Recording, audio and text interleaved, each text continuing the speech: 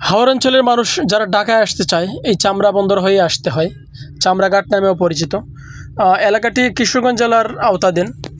তো আজকে আমি দেখাবো হাওর অঞ্চলের মানুষ কীভাবে মূলত যাতায়াত করে। আমি এই মুহূর্তে যে নৌকাটি দিয়ে যাব, নৌকাতে প্রবেশ করছি। দেখতে পাচ্ছেন প্রচুর মানুষ। নৌকাটি ইতিমধ্যেই ছেড়ে দিয়েছে। নৌকা ছেড়ে দেওয়ার আগে এরকম হুইসেল বাজানো হয়, বড় ধরনের বাঁশি, যেগুলো মূলত লঞ্চে থাকে। তো এই বাঁশির মাধ্যমে মানুষকে সতর্ক করা হয় যে আমরা নৌকা ছেড়ে দিচ্ছি। তো দেখতে পাচ্ছেন প্রচুর মানুষ। আমি এই মুহূর্তে রয়েছি নৌকার ছাদে। তো এরকম বিশাল বিশাল হাওর পাড়ি দিয়ে গন্তব্যে যেতে হয়। আমাদের নৌকার পরবর্তী গন্তব্য হচ্ছে ইটনা নামে একটি উপজেলা রয়েছে। চামড়াঘাট থেকে প্রথমে ইটনায় যাবে, তারপর পর্যায়ক্রমে আপনাদেরকে দেখানোর চেষ্টা করব। তো এই বিশাল যে হাওরটি দেখতে পাচ্ছেন, এই হাওরে মূলত ফসলি জমি, যে খোলা হাওরটি দেখতে পাচ্ছেন এগুলা পুরোটাই হচ্ছে ফসলি জমি। এখানে ধান চাষ করা হয়। আর বর্ষা মৌসুমে পানিতে একাকার হয়ে যায়। এখানে নৌকা চড়ার কোনো বাহন থাকে না চলাচলের জন্য। যদিও হেমন্ত মৌসুমে কিছু অটো, সিএনজি, মোটরসাইকেল এগুলো এখন চলে। এক সময় ছিল না, কিন্তু এখন মোটামুটি যাতায়াতের সুব্যবস্থা হয়েছে। আর বর্ষা মৌসুমে এরকম ছোট নৌকা দিয়েই এক জায়গা থেকে অন্য জায়গায় যেতে হয়। তো এরকম প্রাকৃতিক দৃশ্য আসলে দেখতে হলে আপনাকে অবশ্যই হাওর অঞ্চলে আসতে হবে। বিশেষ করে যারা ঢাকা থাকেন, আপনারা যদি কিশোরগঞ্জের চামড়া বন্দর এলাকায় আসেন, অবশ্যই এরকম মনোরম দৃশ্য দেখতে পাবেন। দেখতে পাচ্ছেন একের পর এক ট্রলার বোঝাই করে মানুষ যাতায়াত করছে। শহরবাসী যারা রয়েছেন অনেকে হয়তো দেখে ভয় পেতে পারেন যে এটা ডুবো ডুবো অবস্থা, কখন ডুবে যায়, কিন্তু ডুববে না। আসলে এটা এরকমই দেখতে দেখা যায়, কিন্তু খুবই নিরাপদ বাহনগুলো, যদি কোনো বড় ধরনের ঝড় তুফান না হয় আর কি। তো আরেকটা বড় নৌকা দেখতে পাচ্ছেন। এই নৌকাটি মূলত সামারচর থেকে সকালে ছাড়া হয়েছিল। এখন একটা চামড়া বন্দরের উদ্দেশ্যে যাচ্ছে। তো এই মুহূর্তে নৌকায় শসা আমরা বিক্রি করি, এরকম একটা দোকানদারের সাথে কথা বলছি। মানে প্রতিদিন 700-800 টাকা লাভ হয়। এই তো 500 টাকা লাভ হয়। আমার বাড়ি কিশোরগঞ্জ চামড়া বন্দর।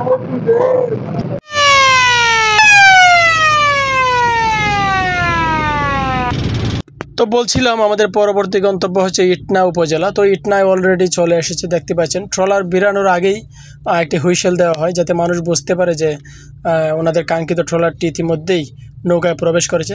তো মানুষ দেখতে পাচ্ছেন ভিতরের অবস্থা। ছাদে যেরকম ভরপুর মানুষ, ভিতরে কিন্তু তিল দারুণের টাই নেই। প্রচুর যাত্রী হয় এই লাইনে, কারণ এই লাইনে দুইটা মাত্র ট্রলার, একটা ফার্স্ট টিপ, একটা সেকেন্ড টিপ। এই মুহূর্তে একজন ট্রলারের যাত্রীর সাথে কথা বলার চেষ্টা করব। আমার নাম মীনাংশু দাস। আসছি টঙ্গী থেকে। জি না, এই কম্পিউটার কাজ শিখি। যেহেতু আমি হিন্দু, তো আমি পূজা পাইলে বাদে নৌকা দিয়ে ভ্রমণ করি আর কি। তারপরে আছে সত্যি বোঝাই। জি জি, ভাই পূজাতে যাইতেছি। তো একজন যাত্রীর কথা শুনছিলাম। দেখতে দেখতে আবারও বড় একটি হাওরে আমরা ইতিমধ্যেই প্রবেশ করেছি। তো এরকম বিশাল বিশাল হাওর আপনারা দেখতে পাবেন যদি আপনারা কখনোই চামড়া বন্দর হয়ে হাওর এলাকায় ভ্রমণ করতে আসেন। এরকম হাওর দেখে অনেকেই ভয় পেয়ে যাবেন, যেহেতু বড় বিশাল হাওরে ছোট ছোট নৌকা কীভাবে যাতায়াত করে। আসলে আমরা প্রতিনিয়ত এভাবেই অভ্যস্ত। তো আমরা এই মুহূর্তে হাওরে ঠিক নয়, হাওরের পাশে একটি নদী দিয়েই যাচ্ছি। যেহেতু বড় ট্রলার, হাওরে অনেক সময় যেহেতু পানি একেবারেই কম,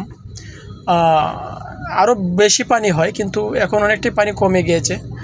সময়টা যেহেতু বর্ষার শেষের দিক, তো যার কারণে নদী ধরে ট্রলারটি যাচ্ছে। সামনের দিকে নদীর সাইডে কিছু পিলার দেখতে পাচ্ছেন। এই পিলার দিয়ে মূলত নদীর সীমানা নির্ধারণ করা হয়েছে, যাতে নৌকাগুলো দেখতে পায় যে নদীর মাঝখান দিয়ে যাচ্ছে কিনা। তো কারণ যদি নদীর পার ঘেঁষে যায়, যেহেতু বড় নৌকা, সেটা লেগে যেতে পারে। যদিও সেটা লঞ্চের মতো না, তবে আকারে হাওরে যে ছোট ছোট নৌকা দেখতে পাচ্ছেন ইতিমধ্যে, এর থেকে অনেক বড়, তুলনামূলক অনেক বড়। আপনারা ভিতরের বা ছাদের অবস্থা দেখেছেন কী পরিমাণ মানুষ এই নৌকাটি বহন করতে পারে। এতেই বোঝা যায় যে ট্রলারের সাইজটা আসলে কীরকম। তো যেতে যেতে ঝিরঝির বাতাস খাচ্ছি আর আপনাদেরকে মনোরম দৃশ্যগুলো দেখানোর চেষ্টা করছি। হাওরের বাতাস এতই শীতল, আপনার গায়ে যখনই লাগবে আপনি একদম অন্য একটা দুনিয়া হারিয়ে যাবেন। খুবই ঠান্ডা বাতাস, নেই কোনো ধুলাবালি, শহরের কালো ধোঁয়া, যান্ত্রিকের হরণ, আসলে এগুলো কিছু নেই। আপনার মন একেবারেই প্রশান্তিতে ভরে যাবে। দেখতে পাচ্ছেন যেদিকেই তাকাবেন বিস্তৃত হাওর, মানে প্রথম দেখায় আপনার সাগরও মনে হতে পারে। দেখতে পাচ্ছেন আশেপাশে কোনো গ্রাম দেখা যাচ্ছে না। তো আমাদের পরবর্তী গন্তব্য হচ্ছে বাজারের নাম হচ্ছে ধনপুর। তো এরকম অসংখ্য ছোট বড় বাজার এই ট্রলারটা ধরে সব জায়গায় আসলে বেরায় না, মূলত বিশেষ কিছু ঘাট রয়েছে। দনপুরের পরে হচ্ছে সাতপাড়া নামে একটি জায়গা আছে, তারপরে হায়াতপুর নামে একটা জায়গা আছে, কৃষ্ণপুর, তারপরে শ্যামারচর, এরকম অসংখ্য ঘাট রয়েছে। তো দেখতেই পাচ্ছেন মানুষের পাশাপাশি কিন্তু পণ্য পরিবহন করা হয় এই ট্রলারে করে।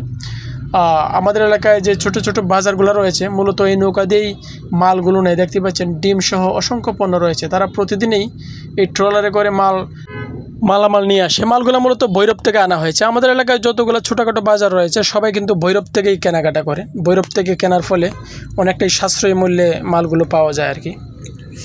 তো এই পর্যায়ে আমরা নৌকার আরেকজন যাত্রীর সাথে কথা বলার চেষ্টা করছি।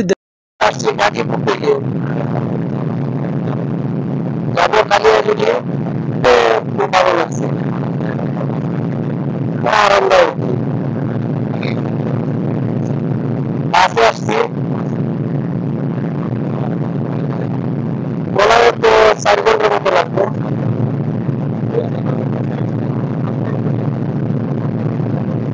না খুবই কষ্ট হয়, আর খুব ভালো লাগছে এই যে হাওরের খোলা আবহাওয়া এবং খোলা বাতাস, শরীর একেবারে শীতল হয়ে যেতেছে। এই মুহূর্তে আমি রয়েছি নৌকার ঠিক পিছনের দিকে, যেখান থেকে মূলত সারেং বলা হয়। উনি যে নৌকাটাকে কন্ট্রোল করে, নৌকার ভাষায় সেটাকে সারেং বলা হয়।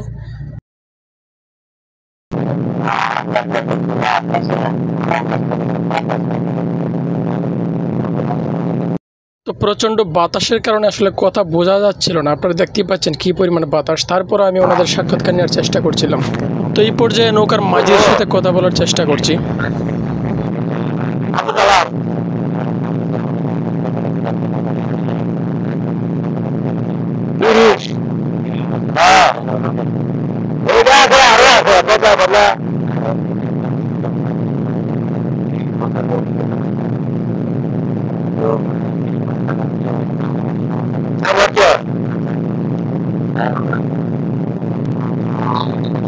তো এই পর্যায়ে কথা বলার চেষ্টা করছি। আপনারা জানেন বাসে যিনি ভাড়া কাটেন ওনাকে কন্ট্রাক্টর বলে। তো এরকমই নৌকাতেও একজন কন্ট্রাক্টর থাকে।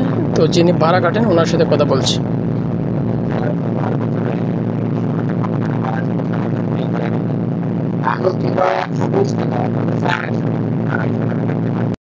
তো ওনার কাছে জানতে চেয়েছিলাম যে উনি আসলে কত বছর যাবত এই সার্ভিসে রয়েছেন। তো উনি বলছিলেন যে প্রায় 12 বছর যাবত, এক যুগ পেরিয়ে গেছে।